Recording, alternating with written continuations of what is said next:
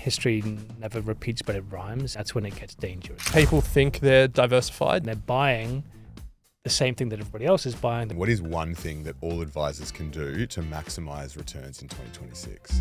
Well, I would...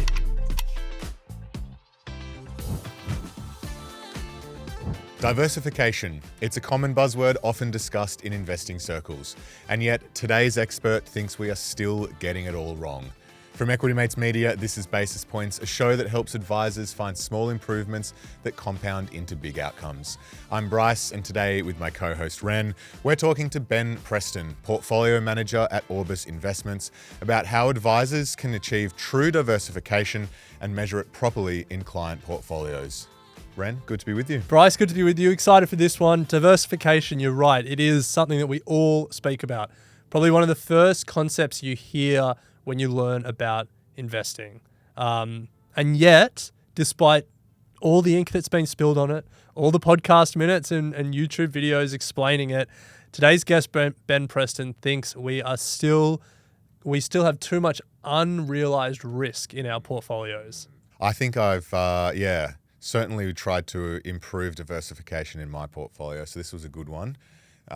Quite revealing that I haven't quite got it right. Yeah, now we'll let Ben talk about it, but I think we're going to talk about the narrow market of 2025 that we've just seen and what he's sort of thinking about as we enter 2026, historical comparisons, how accurate or how inaccurate some of them are.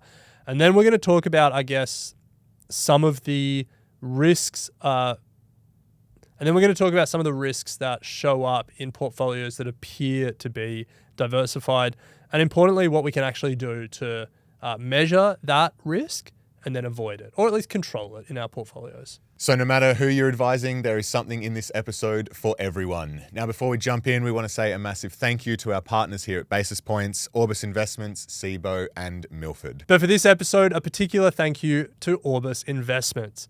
For over 30 years, Orbis have been focused on finding global stocks that are undervalued or overlooked by the market.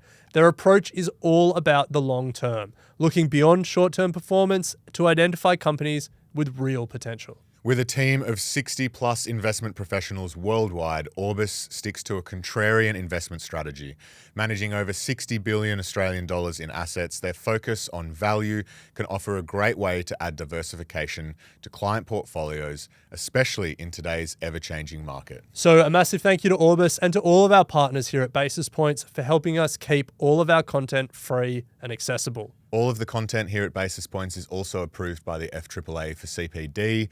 All you have to do is complete the quiz after listening to this episode. The link will be in the show notes or description below. All right, well, with that said, let's get to our conversation with Ben Preston, Portfolio Manager at Orbis Investments. Ben, welcome to Basis Points. Thanks for having me. So in your bio, it says that you are one of 3 key stock pickers at Orbis for the Global Equity Fund. Can you, as an introduction to you and to the Orbis process, tell us about the Orbis Investment Committee and how it works amongst the 3 key stock pickers? Yeah, well, the first thing to say is we don't have an investment committee. Okay. So we all work as individuals. So at Orbis, we have about $50 billion US dollars of assets under management. About half of that is in the global equity strategy.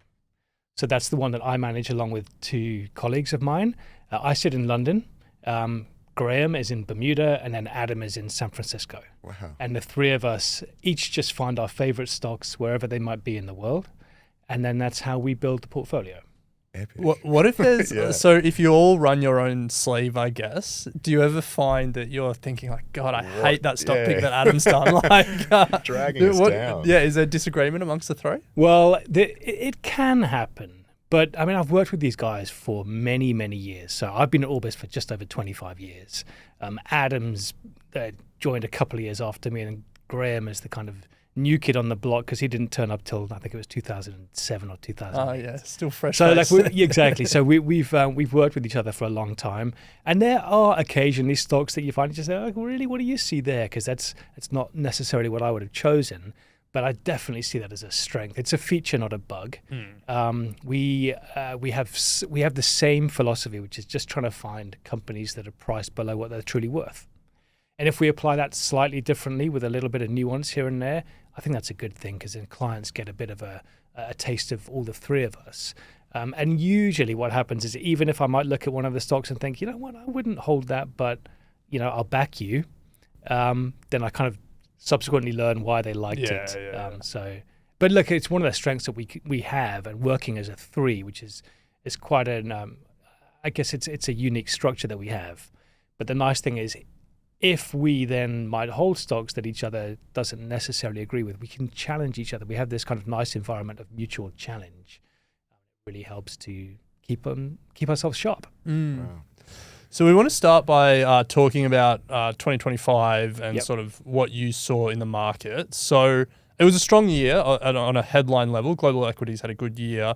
That strength, though, was incredibly narrow. Like, we've all just watched the Magnificent Seven stocks just rip, and I'm not even sure if it's seven anymore. Maybe we just start talking about NVIDIA as its own thing. Magnificent One. How would you describe, like, beyond those headline numbers and those headline stocks, how would you describe what happened in the market in 2025? Well, I mean, you've described it very well. I think it's been narrow.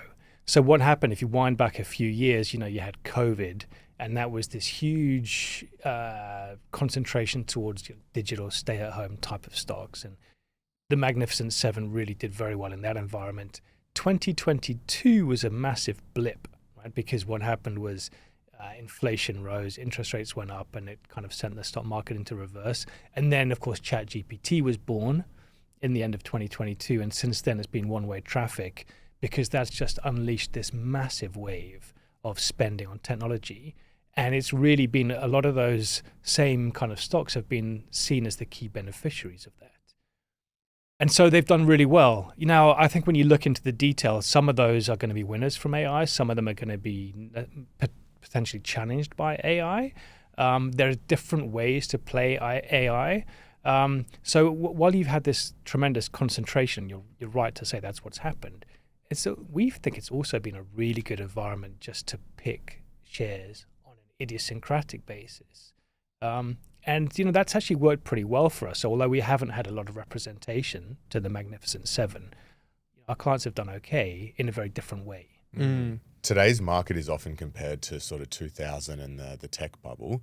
How are you making sense of that comparison? Do you think it's fair, or are there particular historical parts of the market that sort of would give a better comparison? It's not a bad starting point, because I think what you had was Windows 95, which kicked off in 95. And this was the great tech unleashing of the day, when everyone was basically buying a home PC for the first time. You had this tremendous 5 years of growth of all things technology. And it culminated in the massive bubble. And so what you've got today is another kind of new invention, if you like, tech-wise. And it's catalyzed that same huge necessity to spend in, because look, it's real. If people are not spending on this as businesses, then the risk is that they miss out, because this can help your productivity. So it's unleashed this massive wave, and the danger is that it repeats in terms of turning into a big bubble. Now, it's the big quote is that history never repeats, but it rhymes. And so I think there's things about that period that are similar. There's things that are a bit different. But you can look back and say, well, there's the late 90s example, but there's also the 1920s was another period of huge innovation. You had radio and you had cars, and then beyond that you had railways and canals before. So it's not unusual to have these periods of time where you have this new invention that it really unleashes a lot of productivity for society, but can be taken by investors too far, and that's when it gets dangerous. So we have to be on our toes. Yeah. And I guess part of being on our toes is thinking about our portfolios and thinking about diversification. And I guess that's where we want to turn today, because I think a lot of people think they're diversified. They might look at a large list of stocks or a large number of managed funds or ETFs and think just by sheer quantity, I'm diversified. But I guess what's the problem with that approach? In sort of your investment philosophy and your view of the world, what's the problem with just the quantity? Well, the major problem with that is that a lot of those funds will end up holding the same shares. And so it might feel like you're getting diversification because you're buying the funds of 5 or 10 different managers. If you look inside the portfolio, they've all got the same. They've all got the same list of stocks, because markets are so concentrated.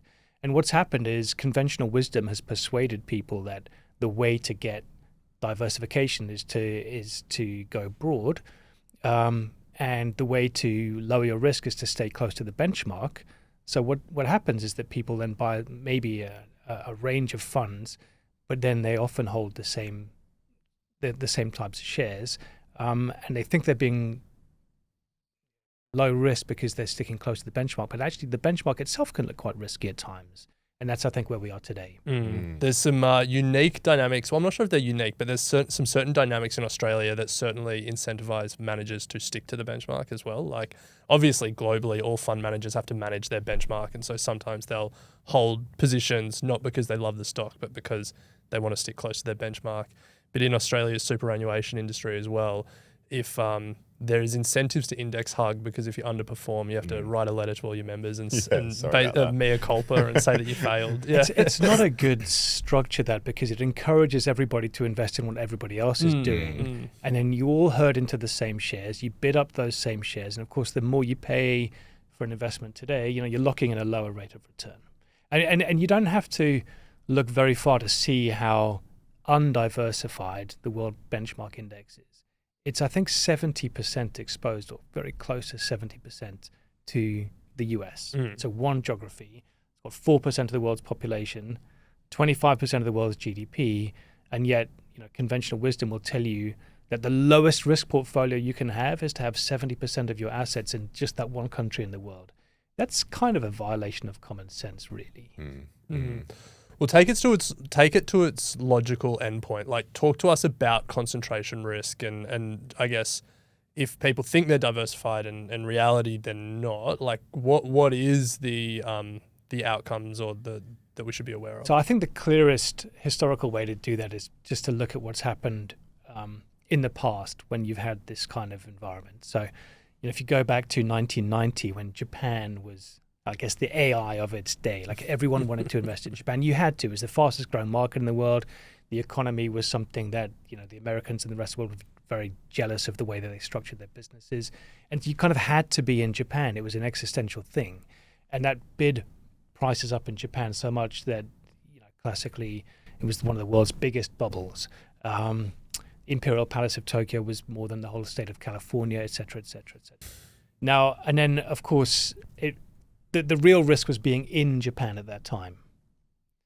Because what happens is when investors really kind of climb all over each other to get into the same shares, you're just bidding those shares up. That's all you're doing.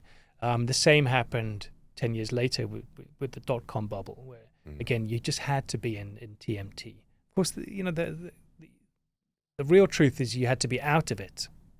But what feels at the time, you had to be into it. This is how these things develop. And a big part of it has been this big shift we've seen globally from active managers to passive managers.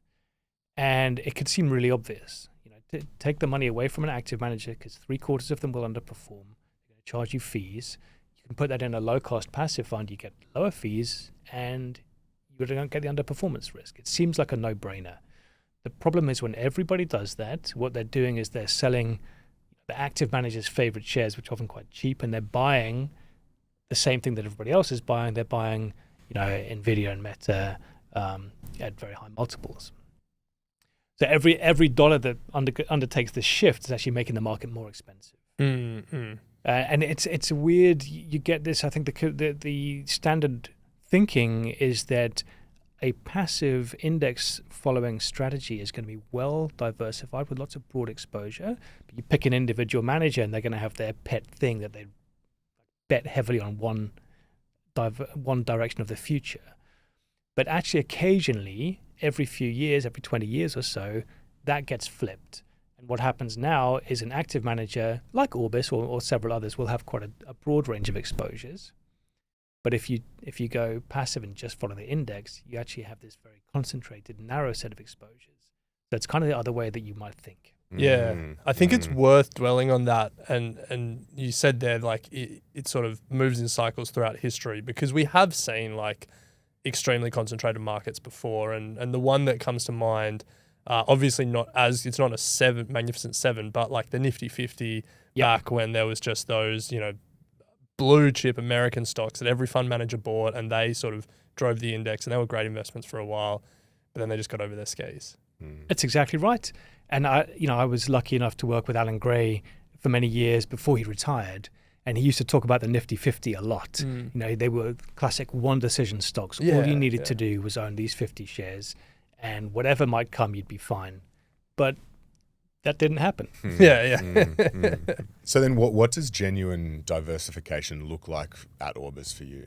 I think it means that in a range of future scenarios, you're going to do okay. And that's to keep it really simple. That's really what it means.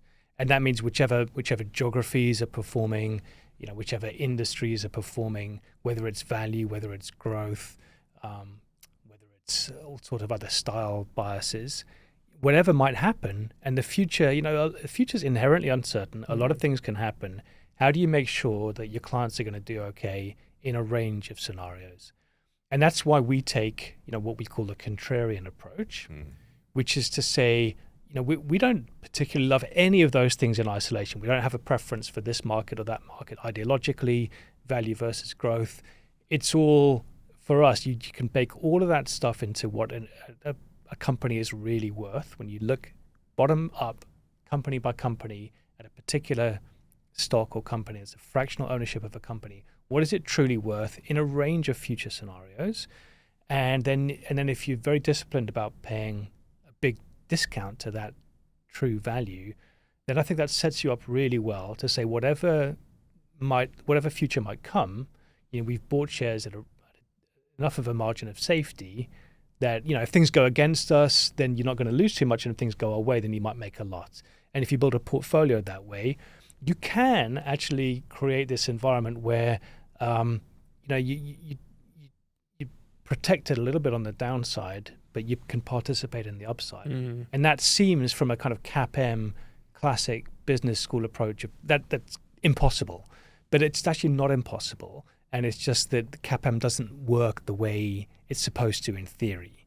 And you can actually, if you disciplined about buying companies at that kind of low ebb of their individual cycle, you can get a much better risk-reward profile, in our view. So can you bring that to life with an example or a couple of examples of how the global equity portfolio achieves that? Because I think it's all good and well to talk about it at a theoretical level, but it'd be great to really understand the practice. Look, one really kind of glaring example at the moment is if you look at AI, and we talked just now about the big companies, the big mega cap tech stocks, which are being propelled by this kind of huge wave of AI. Now, if you look across the other side of the world to Korea, you can find a company called SK Hynix, right, which is, it's one of 3 companies worldwide that does memory. It's actually the best. It's the most advanced in terms of HBM. And now you can pay 9 times earnings for SK Hynix and get all the future growth that comes from AI instead of paying 30 something whatever for NVIDIA. Now it gets better because because there's this company SK Square, and all SK Square does, it's really an investment holding company for SK Hynix, but it's priced at a massive discount because of historic concerns with corporate governance in Korea. So that's priced at a 60% discount to the look-through value of SK Hynix. So then if you buy SK Square, you're really getting 4 times earnings for all of that future growth. So there's a huge just difference between buying one of these classic NVIDIA, very well known, which, NVIDIA is a brilliant company. I'm not going to say otherwise. But you can get some of that attraction without paying those prices. And, you can win just if their earnings do well at SK Hynix, or if they unlock that discount because corporate governance in Korea is actually improving. So that's a kind of classic way that if you prepared to go somewhat off the beaten path, you might find these really attractive things that other people haven't really looked too closely at. It's just a constant reminder for me, like how much AI is seen as like an American story of American tech companies. But if you really map it out, it's ASML in the Netherlands and SK Hynix in South Korea and then TSMC in Taiwan. It's a global technology supply chain, but the conversation's so focused on one country. Exactly, and because that country has been winning, and so that's exactly what investors do. your money always finds its way to the fastest rising assets, and so investors want, and you can see it in all of the kind of headline stock flow metrics that investors are putting their money from the rest of the world into the US. And we thought that might change with all the tariffs, and but it hasn't. It's kept going. Yeah. Ben, can you talk us through your geographic sort of weightings as well? Underweight US, overweight emerging in the UK. What's sort of the thinking there? Yeah, it can all seem a little confusing and complicated, but it's all connected by the very simple approach of buying companies for less than they're truly worth. So the higher the multiple that is attracted to any particular market or a particular industry, then we're more likely to look the other way because we're not going to get the value that we need by investing in that thing. So there's we have no issue with the US. We find a lot of good companies, great companies, and often attractive valuations there. It's still our single largest country weight. Right. But it's considerably underweight what seems to us like a very skewed world index. And we found that if you just look company by company, we found much better value. We just talked about Korea. You mentioned the UK. The UK is a market which, it's my home country. Nobody says anything good about the UK, and for good reason. But this is exactly what happens in investing, is that it's that pessimism that gives you the low prices. It's the low prices that give you the opportunities. So you can still find good companies in the UK, but it tends not to be on investors' roadmaps, and so you can in the UK, the locals don't want to invest in the UK because we prefer to invest globally. Yeah. No one from the rest of the world wants to invest in the UK. So it's in this kind of black hole. It's in this kind of air pocket that it doesn't attract any attention. Now, there are some perfectly good companies. Next is one. It's just a simple retailer, but they are figuring out ways to use AI to their advantage. They're growing online through the rest of Europe. The growth is actually really good. But it's, of course, not mentioned in the same sentences as Microsoft and Google. But it's an AI beneficiary in some way. So I think if you're prepared to look beyond the immediate obvious, the Korea, the UK, Brazil, even, we found some good opportunities elsewhere.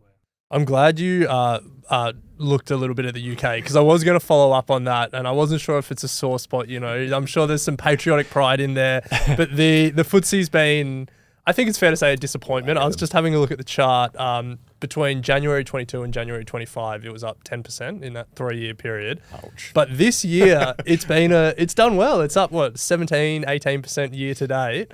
What's going on? What's going on in the ground there? What's turned around in the UK?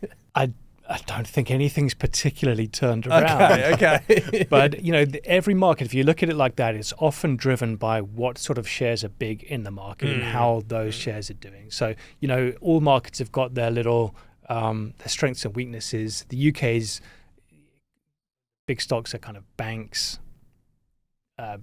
miners, globally listed miners, and pharmaceuticals. So it can be, it ends up being surprisingly company specific.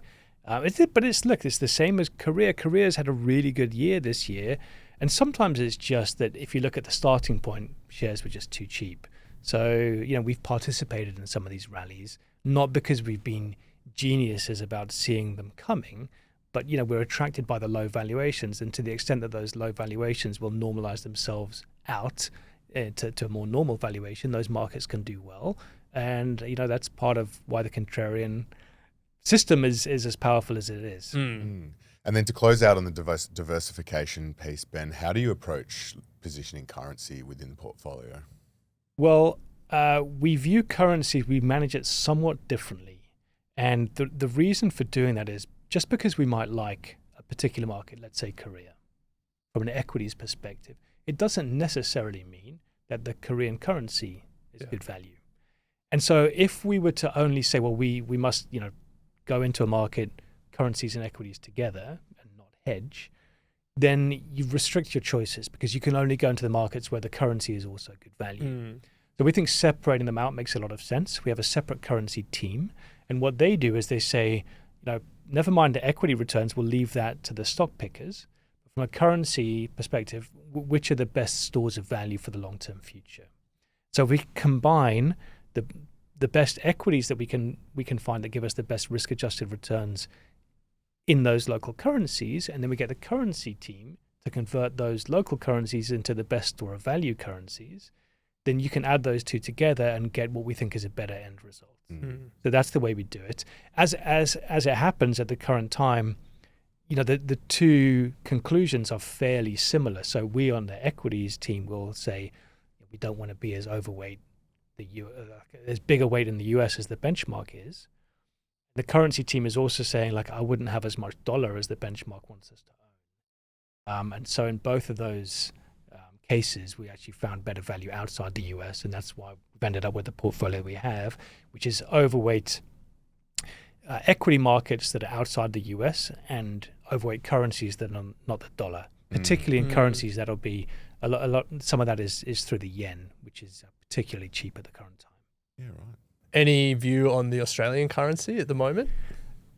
I don't have a view on the Australian currency. I know our Simon Mawhinney and Alan Gray, which is a related business to ours, obviously refers to it as the Aussie peso.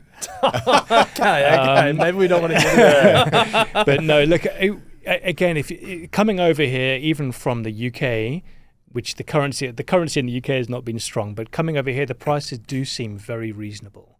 So I think you could do worse than having Aussie dollar exposure as a global investor. You're not going to win too many fans in Australia saying that. We're all feeling inflation. So yeah. So I guess let's look forward to 2026. And obviously we've sort of spoken about the extremes in the market, but I imagine for contrarian stock pickers, those extremes create opportunities. So I guess what are you looking for in the year ahead? Where are you sort of trying to take advantage of maybe some of the one-sided or extremes that we're seeing in markets? Well, I think geographically, we've talked about that a little bit already. We've seen more value outside the US than in. And this is not necessarily a 2026 thing. We think of these over longer periods of time. Yeah. And then in terms of industry sectors, then we've found some really attractive opportunities in healthcare, for example. So a lot of the index, the benchmark index, is obviously heavily invested in mega cap US tech. And so anything that's not mega cap US tech is a diversifier. So for us on the industry side, that might be defense, it might be healthcare, it might be some chemicals or something related to maybe a housing market recovery. Geographically, we've talked about it. So, but really, it's continuing to do what we've always done. I think a really interesting way to look at this is something like AI exposure, where you can say as a manager, look, the whole thing's a bubble. We don't want to go there. And you get a kind of different exposure that way. That's not been our approach. We think that AI is going to be a technology that changes the world in lots of small ways, some of which we might not see coming, some of which might surprise everybody. But there are companies that I think can benefit from that technology that might be all over the world. So, even though you might say, well, US mega cap tech is overpriced, it doesn't mean you have to be underweight. Yeah. AI. There might be different. We talked about SK Square as an example. But I think that would be something that as we go into 2026, you don't want to be betting too hard in one direction or another on something like that because, it could be a massive bubble or it could be just getting started. And sometimes that only gets revealed with the fullness of time. What about on the flip side? Are there any countries that are just at extreme lows at the moment? I think Korea was. I think potentially China is still quite good value. And the reason is over the last particularly 5 years, investors it was the market that everybody loved to hate because of all the particular China risks, whether that was capital controls, VIE structures, President Xi doing things that wouldn't benefit foreign shareholders, a whole host of reasons. And as always, in that situation, it takes its toll on valuations, and there comes a point where the valuations become attractive enough to warrant taking those risks from a kind of taking a calculated risk perspective. And I think China might still be there. There are some great companies in China. You think of something like PDD, which is one of the leaders of e-commerce. Very reasonable valuation ratios compared to the growth rates.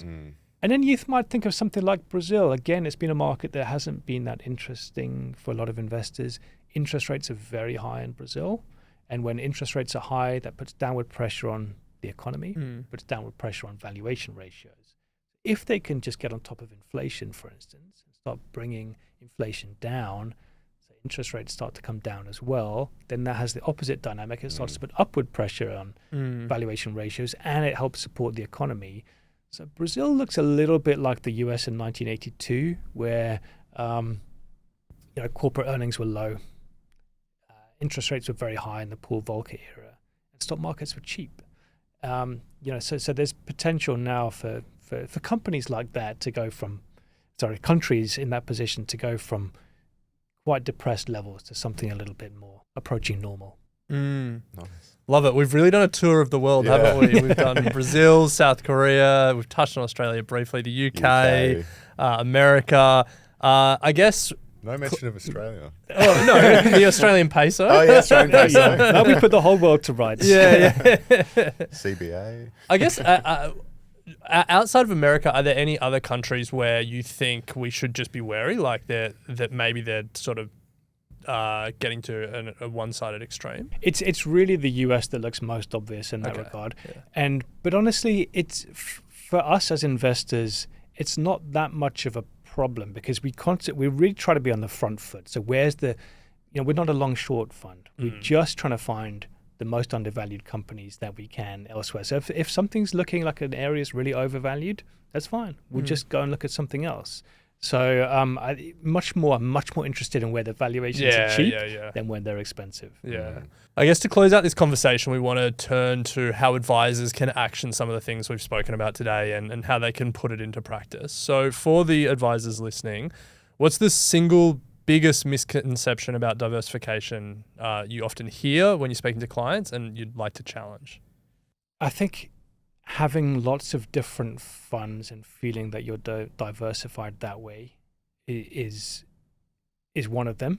I think you really want to dig into what the funds actually own and then do some blending analysis across the funds to see where your exposures are. And I think the overall probably biggest misconception is that sticking close to a benchmark index is what lowers your risk. Yeah. There might be all sorts of other good reasons to stick to a benchmark index. I mean, a lot of the time it actually reduces your cost and improves your return. So I wouldn't pour cold water on passive investing as an overall concept. But there are times when it becomes a little dangerous. And so I'd say just beware that whole hypothesis that was born from CAPM that dictates that this is the lowest risk way to invest, that can be questioned. Yeah. Well, I think in the spirit of diversification, the great thing as investors, we don't have to choose. You don't have to pick a side and stick to it active or passive. We can also be diversified in strategy as well as holdings. Yes, absolutely. And one obvious way is you look to diversify as bonds, cash, properties, shares. But then within shares, I mean, that's such a big category. There's also ways to diversify within shares, right? There's growth, there's value, there's momentum, there's various different style biases. There's what we do, which is contrarian. So, have a look at making sure that you've got some exposure across different types of ways to invest as well as everything else. And Ben, to close out, beyond diversification, what is one thing that all advisors can do to maximize returns in 2026? Well, I would kind of adjust the question a little bit. Okay, nice. Politician's answer. But the key thing is not to maximize returns. The key thing is to maximize risk-adjusted returns. And so I think as we go into 2026, with markets being as strong as they have been, it's worth, and the reason I say that is it's definitely worth thinking about the downside as well as the upside. That's always true, but there's points in the cycle where you kind of tend to forget that the downside is so important because you just markets have been so strong and you want to participate. So watch the downside is what I would say, and be prepared to know when markets have gone so far that actually you don't want to keep chasing. Look for a portfolio of shares which can deliver decent returns against whatever the future may bring. That's what I do, but that's what I'd say is something to keep in mind. Nice, love that. Well, Ben, we really appreciate you taking the time and jumping on Basis Points and sharing some of your insights with us. Thank you very much for having me. Thanks, Ben.